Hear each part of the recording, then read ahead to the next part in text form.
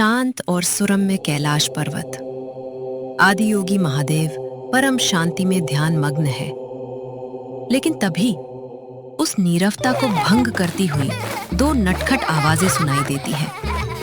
प्रभु गणेश और शिव भक्त नंदी परम आनंद में काना माछी के खेल में व्यस्त हैं। गणेश जी, इस बार तो मैं आपको पकड़ ही लूंगा। अब बचकर कहाँ जाएंगे? अरे नंदी, पहले मुझे छूकर तो दिखाओ। मैं तो ठीक तुम्हारे बाईं तरफ हूँ। उन दोनों की इस भागदौड़ और हंसी की आवाज से महादेव के गहरे ध्यान में बाधा पहुंचने लगी।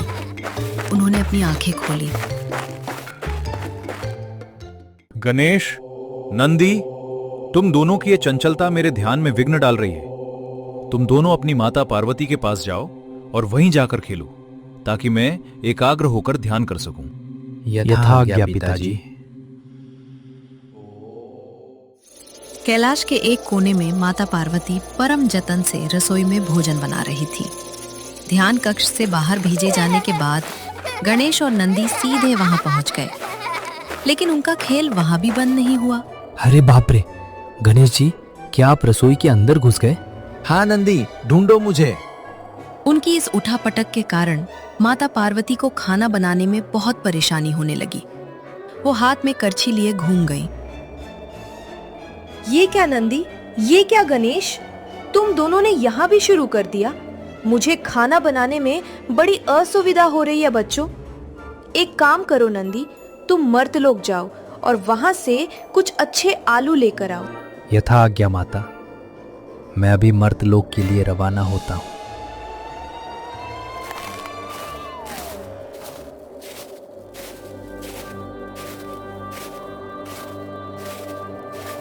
नंदी के जाते ही माता पार्वती ने गणेश की तरफ देखा। और गणेश, आज मर्तलोक में भगवान जगन्नाथ की रथ यात्रा है। तुम भगवान जगन्नाथ के पास जाओ और आज का पूरा दिन उन्हीं के साथ बिताओ।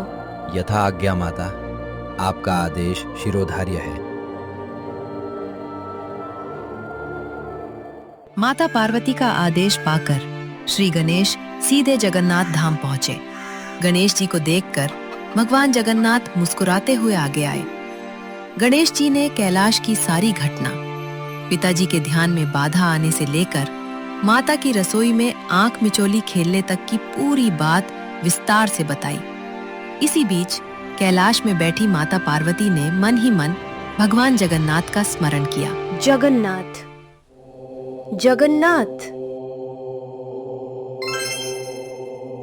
बोलो दीदी, अपने प्यारे भाई को क्यों स्मरण किया? जगन्नाथ, इस वर्ष मेरे पुत्र गणेश को तुम अपनी रथ यात्रा के उत्सव में अपने साथ ले जाओ भाई। आज उसका बड़ा मन खेलने घूमने का है। ये तो मेरा परम सौभाग्य होगा दीदी। प्रथम पूज्य गणेश आज मेरे साथ रहेंगे। आज हम मर्तलोक जाएंगे, खूब आनंद करेंगे, वहाँ के अच्छे अच्छे पकवान खाएंगे और सभी भक्तों को सुख देंगे। तुम बिल्कुल चिंता मत करो दीदी। अब मैं चलता हूँ। आज गणेश के साथ बहुत मजा आएगा।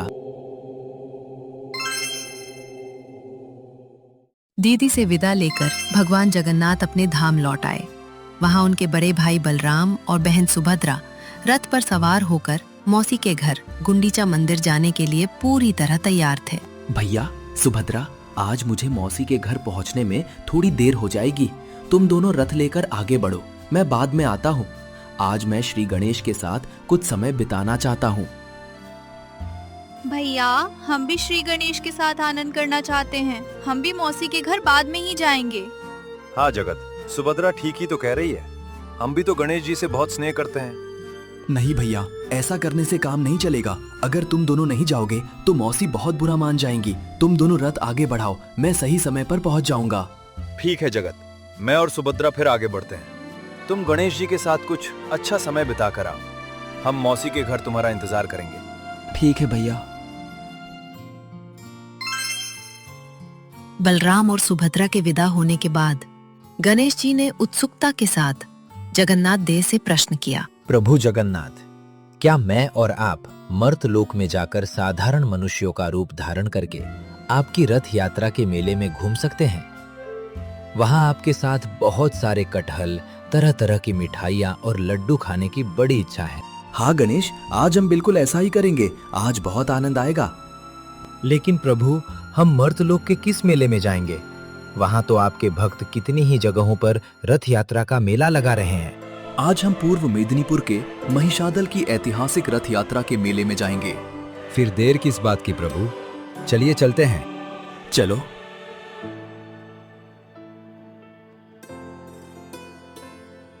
इसके बाद भगवान जगन्नाथ और गणेश जी पक्षीराज गरुड़ की पीठ पर सवार होकर महिषादल की ओर चल पड़े। रास्ते में वे सबसे पहले श्रीलंका के ऊपर से उड़ रहे थे। गणेश, देखो, ये वही अहंकारी राजा रावण की लंकापुरी है, जहाँ देवी सीता का हरण करके उन्हें अशोक वाटिका में बंदी बनाकर रखा गया था।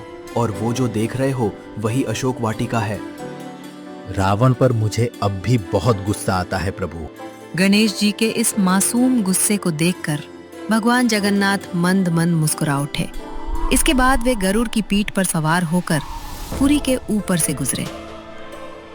देखो प्रभु, पुरी में अभी आपका रथ खींचना शुरू नहीं हुआ है, बस तैयारी चल रही है।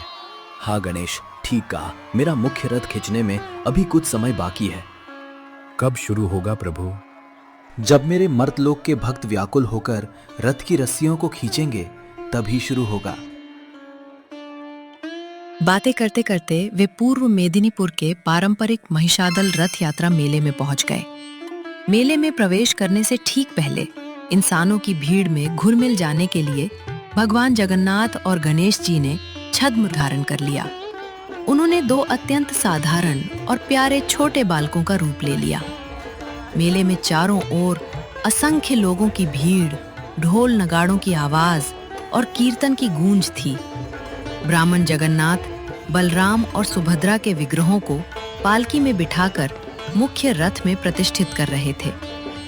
ये भक्तिमय माहौल देखकर दोनों बालक रूपी ईश्वरों का मन आनंद से भर उठा।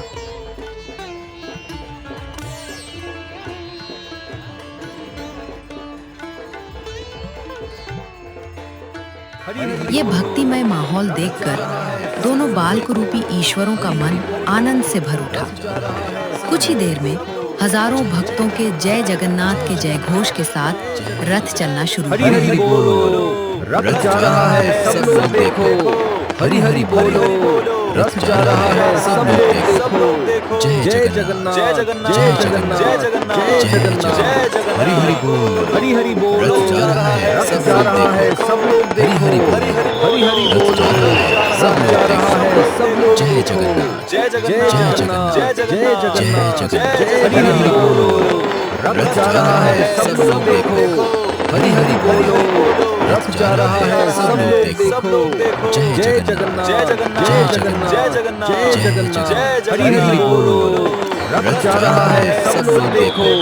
हरि हरि बोलो, रथ जा रहा है, सब लोग देखो। जय जगन्नाथ, जय जगन्नाथ, जय जगन्नाथ, जय जगन्नाथ, जय जगन्नाथ, जय जगन्नाथ। प्रभु, मुझे तो बड़ी भूख लगी है। हाँ गणेश, मेला घूमकर मेरा भी पेट चूहे कूदने लगे हैं। तो फिर हमारा भोजन यहीं कर लिया जाए। बात तो ठीक है, लेकिन समस्या ये है कि मर्तलोक के इन स्वादिष्ट पकवानों को पाने के लिए तो इंसानों द्वारा बनाए गए कागजी पैसों की जरूरत होती है। हमारे पास तो वे हैं नहीं। प्रभु देखिए, इन दोनों ही दुकानों में आपकी और मेरी छोटी मूर्तियां रखी हुई हैं। ये निश्चित ही हमारे भक्त हैं। क्यों ना पहले इनकी परीक्षा ली जाए।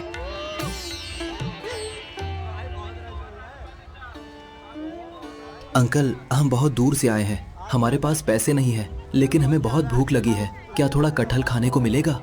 पैसों की चिंता मत करो बच्चों, आओ पेट भर कर खाओ। दोनों ने प्रेम से कटहल खाया और दुकानदार को प्रणाम करके चले गए। कुछ देर बाद दुकानदार ने देखा कि जिस थाली में दोनों बच्चों ने भोजन किया था वो शुद्ध सोने की बन चुकी थी। हे प्रभु, स्वयं भगवान जगन्नाथ और श्री गणेश मेरी दुकान पर आए थे। इसके बाद दोनों बालक मिठाई की दुकान पर पहुंचे। अंकल, हमारे पास पैसे नहीं हैं, हम बहुत भूखे हैं। क्या थोड़ा सा प्रसाद मिल सकता है? अवश्य बच्चों, भगवान के नाम पर तुम्हें खिलाना मेरा सौभाग्य है। दोनों ने मिठाइयां खाईं और दुकानदार को प्रणाम करके आगे बढ़ गए। थोड़ी देर बाद मिठाई वाले ने देखा कि जिस थाली में दोनों ने मिठाई खाई थी वो भी शुद्ध सोने की बन गई थी। जय जगन्नाथ, जय श्री गणेश। बचाओ बचाओ। प्रभु, उस बच्ची को बचाना होगा।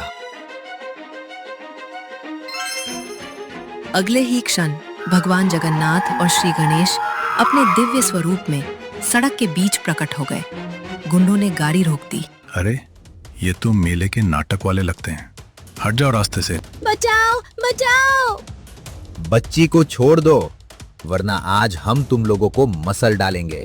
आखिरी बार कह रहा हूँ, बच्ची को छोड़ दो। पकड़ो इन दोनों को। हाँ,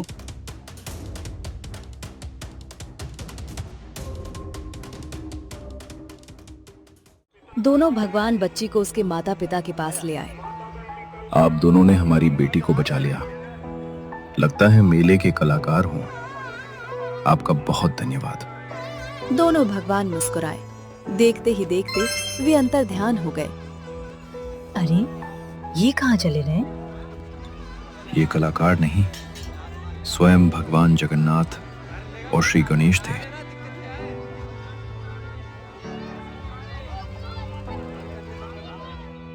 उधर भगवान जगन्नाथ और श्री गणेश मुस्कुराते हुए जगन्नाथ धाम लौट गए। प्रभु, आज मर्तलोक के मेले का आनंद और दुष्टों का संहार, क्या अद्भुत लीला की है हमने। हाँ गणेश, तुमने बिल्कुल ठीक कहा। आज का दिन बहुत अच्छा बीता। ठीक उसी क्षण कैलाश से माता पार्वती ने गणेश जी को याद किया।